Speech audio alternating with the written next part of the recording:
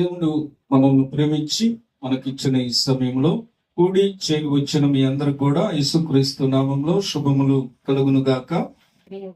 మరి ఇంతవరకు దేవుని కృపను బట్టి ఈ రీతిగా నడిపించబడుతూ ఉన్న మనము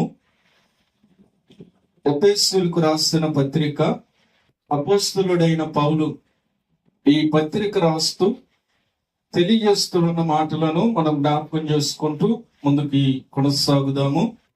చూడండి, 1వ అధ్యాయము 13వ వచనము 14వ వచనాన్ని జ్ఞాపకం చేసుకుందాం.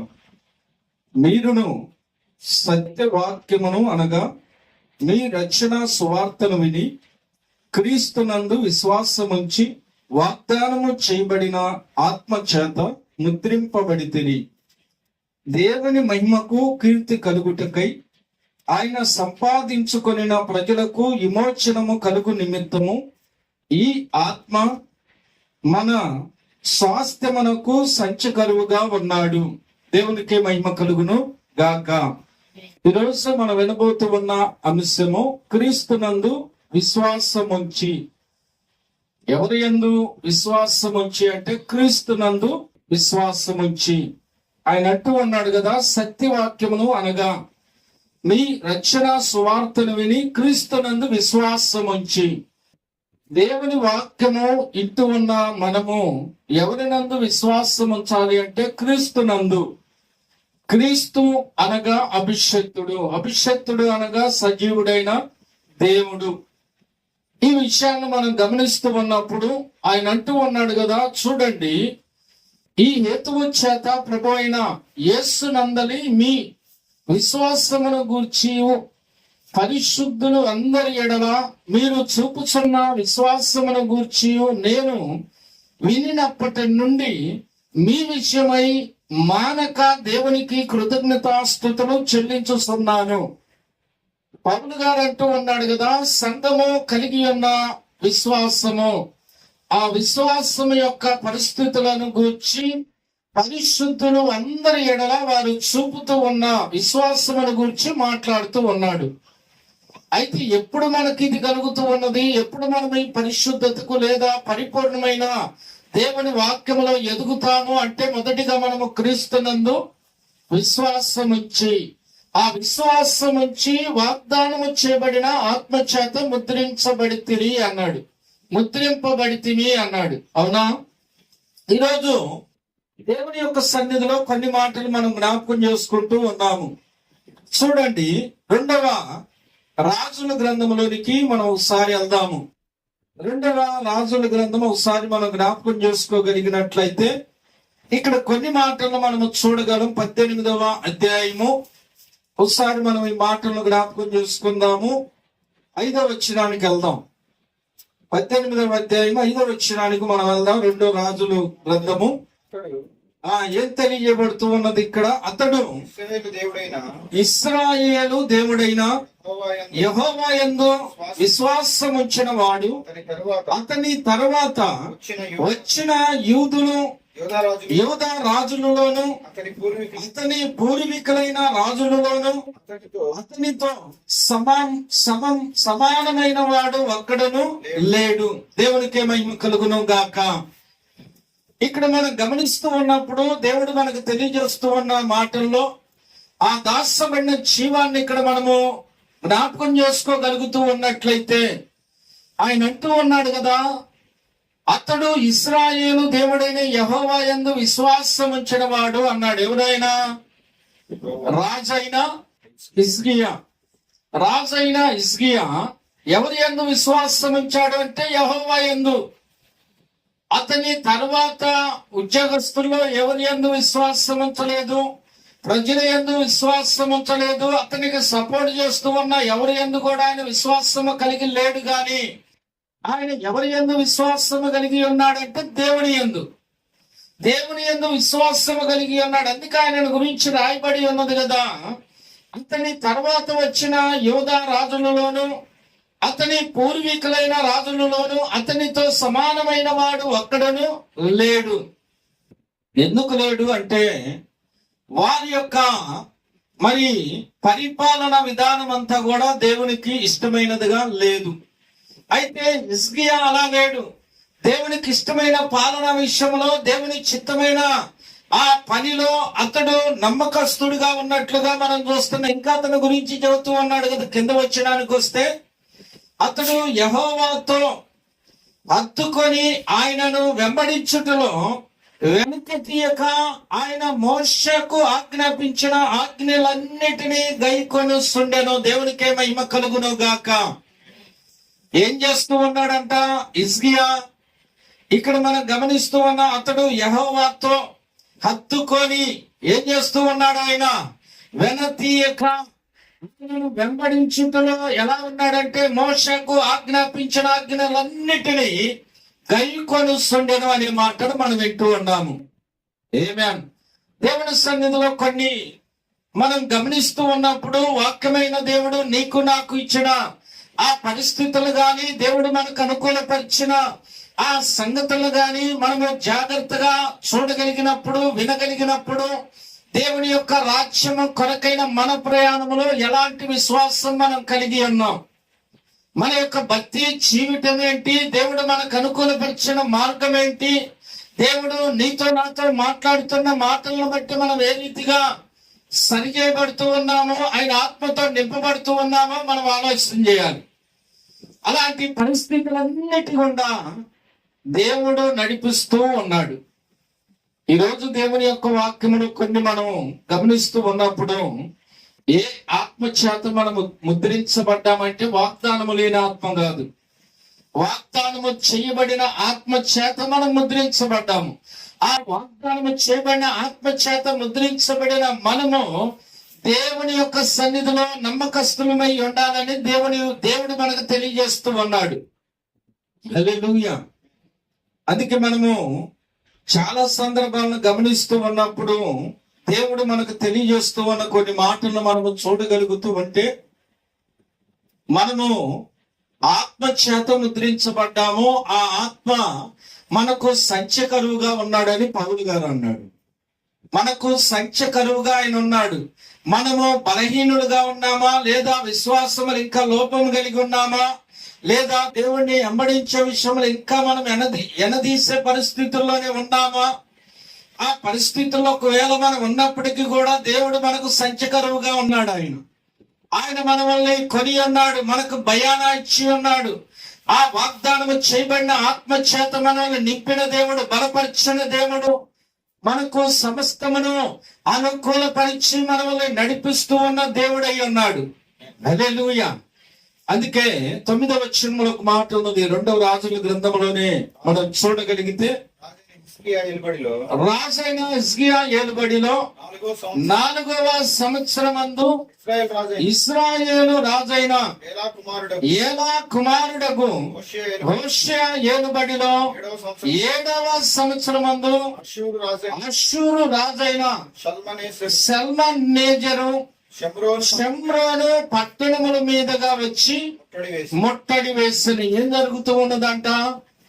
పరిపాలన విధానంలో జరుగుతూ ఉన్న పరిస్థితులు మనం గమనిస్తూ ఉన్నప్పుడు, ఈ ప్రయాణములో ఎన్నో ఆటంకాలు ఉన్నవి, అడ్డంకులు ఉన్నవి, అనేక పరిస్థితులు ఉన్నప్పటికీ కూడా ఈ హిజ్కియా యొక్క ప్రయాణం ఏమై ఉన్నది అంటే, దేవునికి ఇష్టము కాని దానిని దేనిని ఆయన ఉంచలా, దేవునికి విరోధమైన దేనిని ఆయన ఉంచలేదు, ప్రతి దానిని ఆయన పడగొట్టాడు.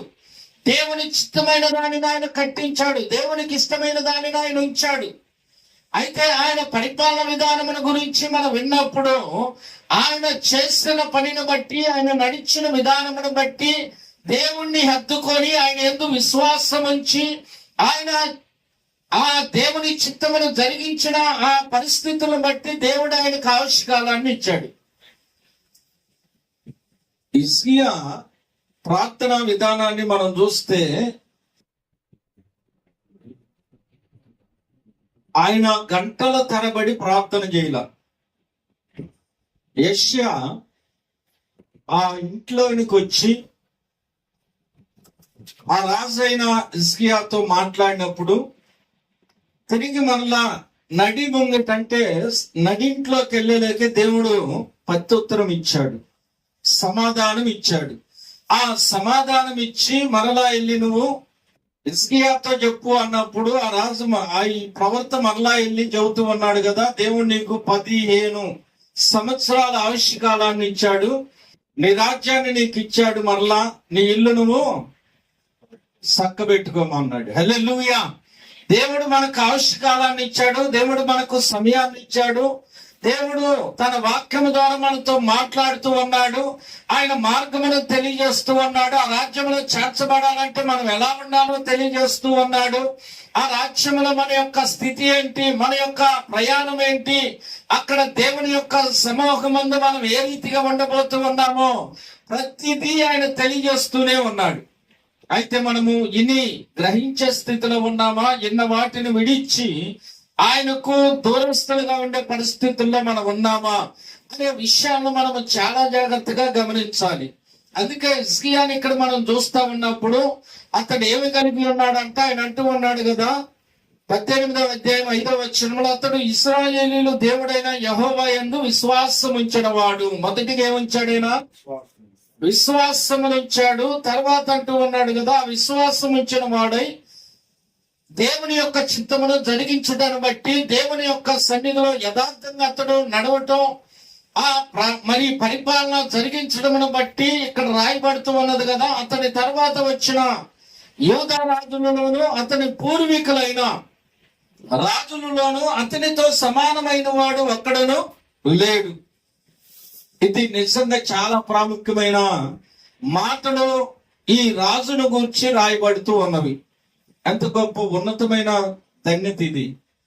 ఆయన ఆ రోజు దేవుని యొక్క చిత్తమును కలిగి దేవుని యందు విశ్వాసం ఉంచి, ఇంకా చెప్పాలంటే ఆయన దేవుణ్ణి హత్తుకొని వెనదీక ఆయనను వెంబడించిన వాడని రాయబడి ఉన్నది.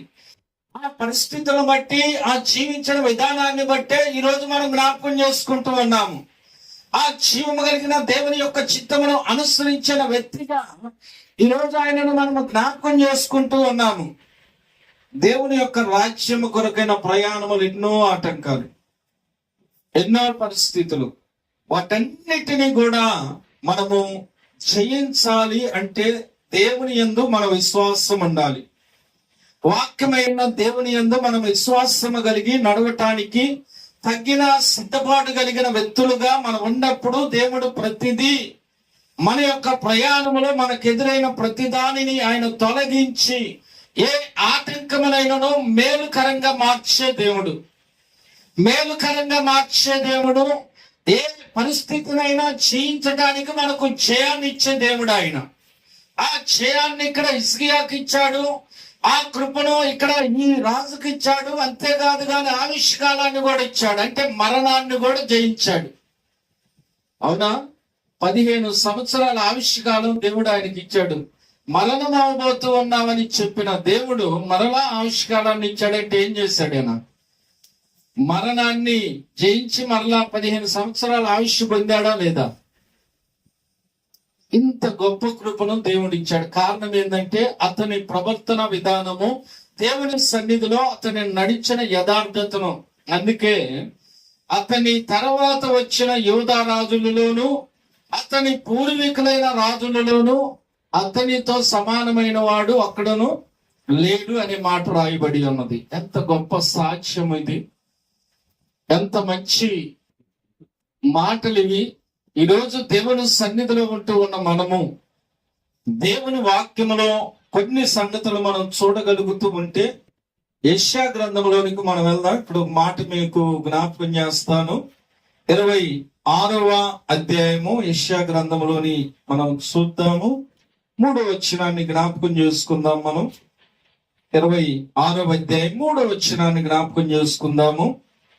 ఎవని మనస్సు నీ మీద ఆనుకొనునో వారిని నీవు పూర్ణ శాంతి గలవానిగా కాపాడుదువు. అనగా అతడు నీ యందు విశ్వాసం ఉంచి ఉన్నాడు. దేవునికే మహిమ కలుగును గాక. హిజ్కియా విషయంలో మనం ఈ సంగతుల్లో ఈ సమయాన్ని మనం గమనించగలుగుతూ ఉన్నాము. ఈయన మనస్సు ఎవరి మీద ఉన్నదంట? దేవుని యందు ఉన్నది. దేవుని యందు విశ్వాసం ఉంచాడు. ఆయనను హద్దుకొని వెనదీయక వెంబడించిన వాడిగా ఉన్నాడు. అందుకే కింద వచ్చిన కూడా అంటూ ఉన్నాడు కదా, యెహోవా యెహోవాయే నిత్యాశ్రయ దుర్గము, యుగ యుగములు యెహోవాను నమ్ముకొనుడి. ఎవరు నమ్ముకోవాలంట? సజీవుడైన దేవుణ్ణి మనము నమ్ముకొని ఉండాలి. దేనికి? ఈరోజు దేవుని యొక్క వాక్యం మనకు తెలియజేస్తూ ఉన్నది, ఆయన యందు విశ్వాసం ఉంచి ఆయనను వెంబడించగలిగితే, నీ ఆలోచనలు గాని నీ పరిస్థితులు గాని ఆయనకు నువ్వు అప్పగించినట్లయితే అవన్నీ మేలుకరంగా మార్చి దేవుడు వాటన్నిటిని కూడా ఆశీర్వాదకరంగా ఉంచి నీ ప్రయాణములో గాని నీ పోరాటములో గాని నువ్వు చేసే ప్రతి పనిలో గాని నీకు ఆయన జయాన్ని ఇస్తూ నడిపించే దేవుడు అయి ఉన్నాడు. అందుకే ఆయన అంటూ ఉన్నాడు కదా, ఎవని మనస్సు నీ మీద ఆనుకొనునో, నీ మనస్సు వాక్యమై ఉన్న దేవుని మీద ఉండాలి. వాక్యమై ఉన్న దేవుని మీద నీ మనస్సు ఉన్నప్పుడు, ఎందుకంటే ఆది యందు వాక్యం ఉండెను, వాక్యము దేవుని యందు ఉండెను, వాక్యమే దేవుడై ఉండెను. వాక్యం మీద నీ మనస్సు ఉంటే, వాక్యములోనికి నువ్వు రాగలిగితే నువ్వు దేవుణ్ణి అద్దుకొని ఉన్నావు. నీ మనస్సు దేవుని మీద ఉన్నది కనుక వానిని నీవు దీర్ఘశాంతము గలవానిగా కాపాడుదు అన్నాడు. దేవునికే మహిమ కలుగును గాక. ఆయన కాపాడే దేవుడు, కృపనిచ్చే దేవుడు. ఆయన అన్ని విషయాల్లో మనం ఆశీర్వాదకరంగా ఉంచే దేవుడు. అందుకే ఏలయనది అతడు నీ యందు విశ్వాసం ఉంచి ఉన్నాడు. నీ మనస్సు ఆయన మీద ఆనుకొని ఉన్నదంటే, లేదా ఆయన మీద నీ మనస్సు ఉన్నదంటే, నీ మనస్సు అక్కడికి వెళ్ళిందంటే ఆల్రెడీ నువ్వు ఆయన యందు విశ్వాసం ఉంచి ఉన్నావు. ఆ విశ్వాసం నువ్వు ఆయన మీద ఉంచి ఉన్నావు కనుకనే నీ మనస్సు అక్కడికి వెళ్ళింది. నీ మనస్సు వాక్యము కాడికి వెళ్ళింది. నీ మనస్సు వాక్యములోనికి వెళ్ళింది. ఆ వాక్యములో సంగతుల మీదకి నీ మనస్సు వెళ్ళింది. వాక్యములో దాస్యమైన జీవము కాడికి నీ మనస్సు వెళ్ళింది. ఎందుకు వెళ్ళిందంటే నీవు ఆయన యందు విశ్వాసం ఉంచి ఉన్నావు. నువ్వు దేని యందు విశ్వాసం ఉంచితే నీ మనసు అక్కడికే వెళ్ళింది. లోకం మీద విశ్వాసం ఉంచావనుకో, లోక పరిస్థితుల మీదకే నీ మనసు వెళ్ళింది. ఆత్మ సంబంధమైన దేవుని యందు నీ మనస్సు ఉంచావనుకో, నీ విశ్వాసం ఉంచావనుకో, నీ మనసు కూడా అక్కడికే వెళ్ళింది. అవునా?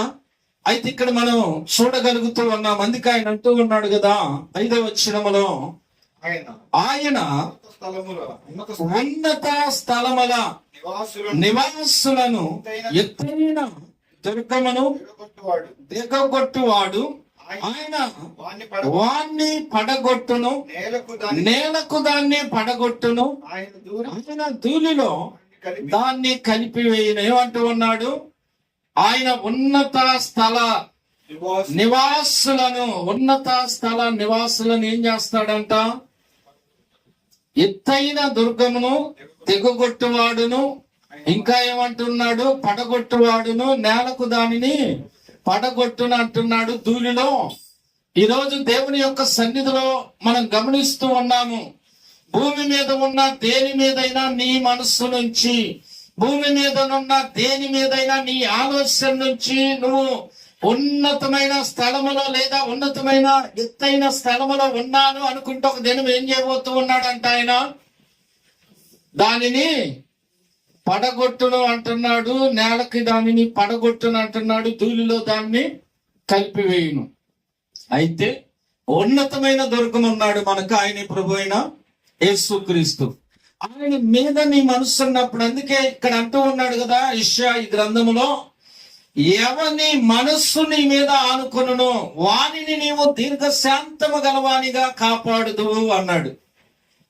మొదట్లో మనం చూస్తే ఎవరిని గురించి మాట అన్నాడంటే ఇక్కడ యెషయా, ఆ దినమున యూదా దేశములో జనులు ఈ కీర్తన పాడుదురు, బలమైన పట్టణం ఒకటి మనకున్నది, రక్షణను దానికి ప్రాకారములుగాను పురుషులుగాను ఆయన నియమించి ఉన్నాడు. సత్యము నాచరించు నీతి గల జనము ప్రవేశించినట్లు ద్వారములను తీయుడి.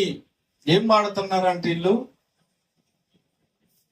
కొన్ని సందర్భాలు మనం గమనిస్తూ ఉన్నప్పుడు ఈ పాటలు పాడుతున్నారు మంచిదే, ఈ సంగతులు కనుగొన్నారు మంచిదే, కానీ వీళ్ళ మనసు ఆయన మీద ఉన్నదా?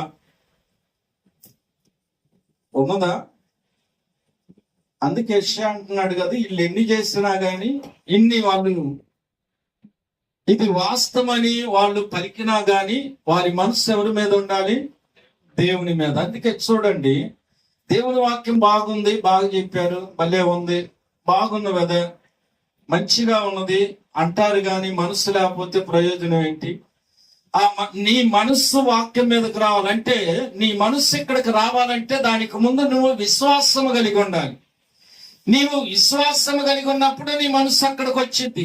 నీ మనసు అక్కడికి వచ్చిందంటే ఎక్కడ నువ్వు ఉన్నావంటే దేవుని అనుకొని ఉన్నావు, దేవునితో నువ్వు ఉంటూ ఉన్నావు, దేవుని యొక్క కృపను నువ్వు కలిగి ఉంటూ ఉన్నావు. అందుకే కృపయందు కలిగి ఉండవలసిన నిరీక్షణ విధానములో నమ్మకమైన దేవుని పిల్లలుగా నువ్వు ఉండటానికి దేవుడు కృప కలిగి ఉన్నాడు. అందుకే ఆయన శరీరధారిగా కృపా సత్య సంపూర్ణుడుగా వచ్చిన దేవుడు. ఆయన కృపను మనం చూస్తూ ఉన్నప్పుడు మనం ఇక్కడ గమనిస్తూ ఉన్నాం కదా, హిజ్కియాని మనం చూసాం. ఎవరి మనస్సు నీ మీద ఆనుకొని ఉండును? అవునా? క్రీస్తునందు విశ్వాసము ముంచి, ఆ విశ్వాసం ఉంచి మనం ఎప్పుడైతే నడుస్తామో మన మనసు కూడా ఆయన మీదే ఉంటుంది. ఉంటే ఏం జరిగింది? ఇక్కడ హిజ్కియాని చూసాం. ఇంకోటి కూడా మనం జ్ఞాపకం చూసుకుందాం. చూడండి, మనం ఇక్కడ చూడగలిగినట్లయితే కొన్ని విషయాలు నేను మీకు జ్ఞాపకం చేస్తా. యోనా గ్రంథము 3వ అధ్యాయము 5వ వచనంలోనికి మనం వెళ్దాం. 5వ వచనానికి మనం వెళ్దాం. 3వ అధ్యాయము యోనా గ్రంథము. ఈ ప్రవక్త ఈ పట్టణానికి వెళ్ళి, ఆ ప్రాంతానికి వెళ్ళి దేవుని చిత్త ప్రకారమై దేవుని వాక్యాన్ని అక్కడ బోధించాడు. నినివే పట్టణపు వారు దేవుని యందు విశ్వాసం ఉంచి ఉపవాస దినము సాటించి గనులేమి అలుపులేమి అందరూ గోని పట్ట కట్టుకొని ఏం చేశారంటే, ఇక్కడ నినివే పట్టణముల గురించి దేవుడు మొదటిగా యోనాతో మాట్లాడాడు. ఆ పట్టణం యొక్క దుర్గతిని గూర్చి, ఆ పట్టణంలో ఉన్న బహు జనమును గూర్చి, అక్కడ ఎవరు నశించుట దేవునికి ఇష్టం లేదు గనక యోనాతో మాట్లాడి ఆ పట్టణానికి వెళ్ళమన్నాడు. ఆ పట్టణానికి దేవుడు వెళ్ళమన్నప్పుడు యోనా చెప్పిన సాకులు మనం చాలా సందర్భాలు విన్నాం. వాళ్ళు నిన్ను నమ్మరు, అసలు యెహోవా ఎవడు, దేవుడు ఎవరు, మేము ఎరగము, ఇలాగా ఇంకా చెప్పాలంటే వాళ్ళు కఠినమైన మనస్సులు అన్నారు. దేనికి అన్నాడు ఆయన మాట? చేపలు బట్టి వాళ్ళు ఎలాంటి వ్యక్తులు అంటే కసాయి వాళ్ళు అంటారు, కఠిన మనుషులు అంటారు. ఇంకా వాళ్ళనే కాదు కానీ చాలా మందిని అంటారు. ఆ పనులు చేసే వాళ్ళు అందరిని ఏమంటారు? కసాయి మనుషులు అంటారు. అంటే జాలి కనికరం లేని మనసు. అందుకే యోనా కూడా అన్నాడు కదా, అయ్యా వాళ్ళు నన్ను ఖచ్చితంగా చంపేస్తారు, నేను పోయి యెహోవా ఇలా చెలవిస్తున్నాడని గనక మాట్లాడితే ఖచ్చితంగా నన్ను చంపేస్తారు అన్నాడు. అప్పుడు దేవుడు అన్నాడు కదా, దేవునా నువ్వు భయపడ మాకు, నువ్వు వెళ్ళు, నేను నీకు తోడై ఉన్నాను అన్నాడు. ఏమే చూడండి, ఒక ప్రాంతానికి మనం వెళ్ళాలి. ఆ ప్రాంతానికి మనం వెళ్ళాలి అంటే అది దేవుని చిత్తమైన ప్రయాణం అయితే ఆ ప్రాంతానికి మనం ఎలా వెళ్ళాలో దేవుడు అక్కడికి తీసుకెళ్తాడు. యోనా ఎలా వెళ్ళాలో అలాగనే దేవుడు తీసుకెళ్ళాడు. వాళ్ళు ఆరాధిస్తూ ఉన్న దేవుడు చేప. ఆ చేపను వాళ్ళు ఆరాధిస్తూ ఉన్నారు కనుక దేవుడు యోనాని చేప ద్వారానే పంపించాడు. అతన్ని బయటకు దక్కటం అక్కడ కొందరు చూశారని రాయబడి ఉన్నది. ఆ చూచిన వారు మన దేవుడు ప్రవక్తను పంపాడని నమ్మారు. హల్లెలూయా. మన దేవుడు ప్రవక్తన పంపాడని నమ్మారు. అందుకే ఆ ప్రవక్త చెప్పిన మాట చూడండి, మనం చూడగలిగినట్లయితే మొదటి వచనంలో ఇక్కడ రాయబడి ఉన్నది 3వ అధ్యాయంలో, అంతటా యెహోవా వాక్కు రెండో మారు యోనాకు ప్రత్యక్షమై సెలవిచ్చినదేమనగా, నీవు లేచి నినివే మహాపురమునకు పోయి నేను నీకు తెలియజేయు సమాచారము దానికి ప్రకటన చేయము అన్నాడు. ఏమే ఇప్పుడు యోనా వెళ్ళి ప్రకటన చేస్తాడు. దానికి రానయ్యున్న దుర్గతిని గూర్చి, దాని మీదకి వస్తూ ఉన్న అంతమును గూర్చి ప్రకటన చేశాడు. అయితే ఆ పట్టణము ఒక మనిషి 3 దినాలు ప్రయాణం చేస్తే ఎంత దూరం చేయగలడో అంత పట్టణం అని రాయబడి ఉన్నది. అయితే ఈయన 1 దిన ప్రయాణం చేస్తున్నంత దూరం వెళ్ళి చెప్పాడు. అయితే అక్కడి నుంచి అది వాళ్ళ నాటబడి అందరికి వ్యాపించి వెంటనే వాళ్ళు ఉపవాస దినమును చాటించరని ఇక్కడ రాయబడి ఉన్నది. గనులేమి అలుపులేమి అందరూ గోని పట్టగట్టుకొనిది. ఆ సంగతి నినేవే రాజునకు వినపడినప్పుడు అతడును తన సింహాసనము మీద నుండి దిగి తన రాజవస్త్రములు తీసివేసి గోని పట్టగట్టుకొని బూడిదలో కూర్చుండెను. దేవునికి మహిమ కలుగును గాక. చూడండి, రాజులైనా ఎవరైనా గాని రాజుల కంటే రాజుకు లోబడాల్సిందే. ప్రభువుల కంటే ప్రభు ఆయన సర్వోన్నతుడు, సర్వశక్తి కలిగిన దేవుడు. ఆయనకు అసాధ్యమైనదేది లేదు గాని సమస్తమును చేయగలిగిన దేవుడు. ఆయన కృపనిచ్చాడు, ఆయన కృప ద్వారా నడిపిస్తూ ఉన్నాడు. అందుకే ఇక్కడ చూస్తూ ఉన్నప్పుడు ఎవరి మనస్సు అయితే నీ మీద ఆనుకొనునో, ఇక్కడ ప్రకటించిన మాటలకు, ప్రకటింపబడిన వాక్యమునకు మొదటిగా వాళ్ళు విశ్వాసం ఉంచారు. విశ్వాసం ఉంచిన వారికి ఏమి కలిగిందంటే వారి మనస్సు ఆ వాక్యం మీదకి, ప్రకటించిన మాటల మీదకి, ఆ దేవుని మీదకు వాళ్ళ మనసు వెళ్ళింది. వీళ్ళందరూ ఏం చేశారు? ఉపవాస దినము సాటించారు. గనులేమి అలుపులేమి అందరూ. ఇంకా చెప్పాలంటే పశువులు పిల్లలు పాలు తాగటం మానేశారు, పశువులు మేత మేయటం, నీళ్ళు తాగటం మానేసిందని రాయబడి ఉంది. ఇలా వాళ్ళు ఉండటం వలన దేవుడు ఏం చేశాడు అంటే, మనం చూడగలుగుతూ ఉన్నాము కదా, ఇక్కడ దేవుడు వారిని కనికరించినట్లుగా మనము చూడగలుగుతూ ఉన్నాము. చూడండి, ఇక్కడ 9వ వచనములో ఉన్నది కదా, మనుషులందరూ తమ దుర్మార్గములను విడిచి తాము చెయ్యు బలత్కార్యములను మానివేయవలెను. మనుష్యులేమి పశువులేమి సమస్తమును గోని పట్ట కట్టుకొనవలెను. జనులు తమ మనస్పూర్వకముగా దేవుణ్ణి వేడుకొనవలెను అని దూతను నినివే పట్టణములో సాటించి ప్రకటన చేసిరి. ఈ నినివే వారు ఏం చేశారంట? తమ చెడు నడతలను మానుకొనగా వారు చేయుచున్న క్రియలను దేవుడు చూచి పశ్చాత్తాప్తుడై వారికి చెయ్యుతనని తాను మాట ఇచ్చిన కీడును చెయ్యక మానెను. దేవునికి మహిమ కలుగును గాక. ఏం చేశాడంట?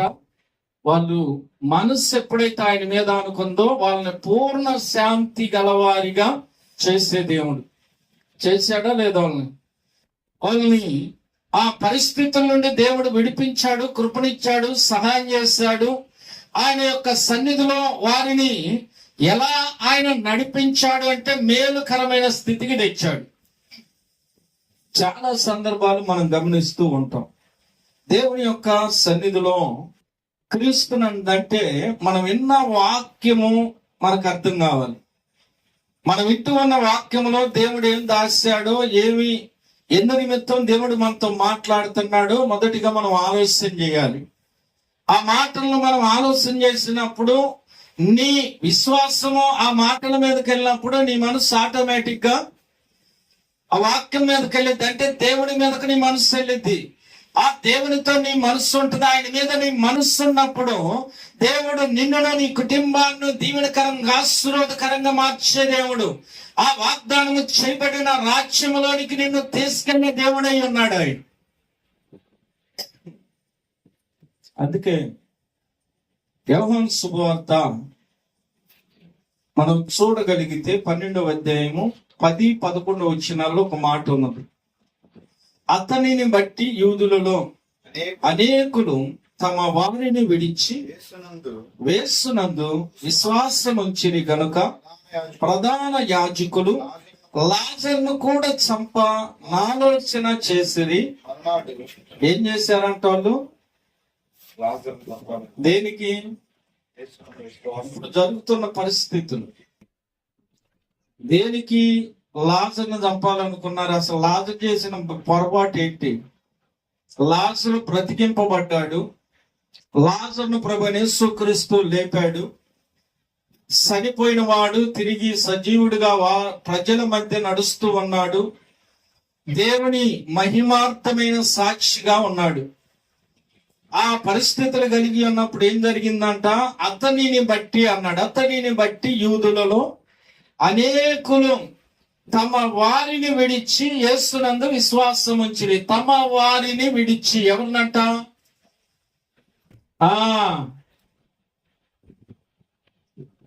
మేము ఈ చర్చికి వస్తే మా వాళ్ళు ఎవరు బలకరండి. మేము ఇదిగో ఇక్కడికి వచ్చామనుకో మా వాళ్ళు ఎవరు మాతో బలకరండి. మనకాడు కూడా ఇది జరిగింది గతంలో, మీరు చిన్నప్పుడు. అలాగా అడ్డుబడి అనేక ఆత్మలను పాడు చేసిన వారు ఉన్నారు. అయితే దేవుని యొక్క వాక్యం మనకు తెలియజేస్తూ ఉన్నది, దేవుని సన్నిధిలో నీ మనస్సు ఆయన మీదకి వచ్చే పరిస్థితి మధ్యన ఉన్నప్పుడు దేవుడు ఎలాంటి కృపనిస్తాడు అంటే, చూడండి ఇక్కడ యూదులంట తమ వారిని అనేకులు తమ వారిని విడిచి యేసునందు విశ్వాసం ఉంచిరు గనుక ప్రధాన యాజకులు లాజరును కూడా ఆలోచన చేసిరి. లాజరు చనిపోతే ఆయన మీద విశ్వాసం ఉంచరు అని.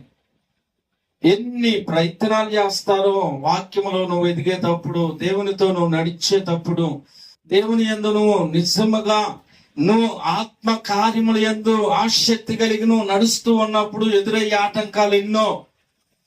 ఈ పరిస్థితులను మనం గమనిస్తూ ఉన్నాం. దేనికి అంటే వీళ్ళకేం కావాలి? సంపాదన. వీళ్ళకేం కావాలి? పేరు. చూడండి, దేవుని వాక్యము వాస్తవమా కాదా? దేవుని వాక్యములో రాయబడిన సంగతులు ఇవేనా కాదని నువ్వు ఆలోచన చేస్తే పాస్టర్ గారి కంటే ముందు విశ్వాసం లేకపోతారు. దేనికంటే మా పాస్టర్ కంటే నీకు ఎక్కువ తెలుసా అని.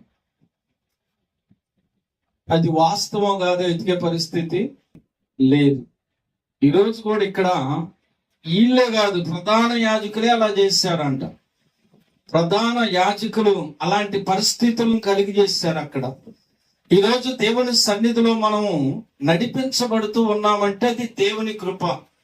ఇక్కడ దేవుడు మనం ఉంచాడు అంటే అది దేవుని కృపే. అందుకే చాలా సంగతులు ఉన్నవి. అయితే మీకు కొన్ని విషయాలే నేను తెలియజేసి ఉన్నా. దేవుడు దేని యందు మనల్ని నడిపిస్తూ ఉన్నాడు అంటే విశ్వాసమందు. ఆ విశ్వాసం మనం కలిగి ఉన్నప్పుడు మన మనస్సు ఎవరి మీదకి వెళ్ళిద్దంటే, దేని మీద మన విశ్వాసం ఉన్నదంటే వాక్యం. ఆ వాక్యం ఎవరంటే దేవుడు. అందుకే ఎవరి మనస్సు అయితే నీ మీద ఆనుకొనునో వాళ్ళని ఏం చేస్తాడంట ఆయన? దీర్ఘశాంతము గల వారిగా కాపాడుదువు అన్నాడు. ఈరోజు దేవుని సన్నిధిలో అలాంటి కృప దేవుడు మనందరికి ఇచ్చి మనల్ని కూడా నడిపించును గాక. ఆమేన్. God bless you. దేవుడు మిమ్మల్ని అందరినీ కూడా దీవించి ఆశీర్వదించును గాక. మరి ఈ మాటను నేను ముగిస్తూ ఉన్నాను. తిరిగి సమయాన్ని సహోదరుడు మైకిల్కి అప్పగిస్తూ ఉన్నాను. ఆమేన్.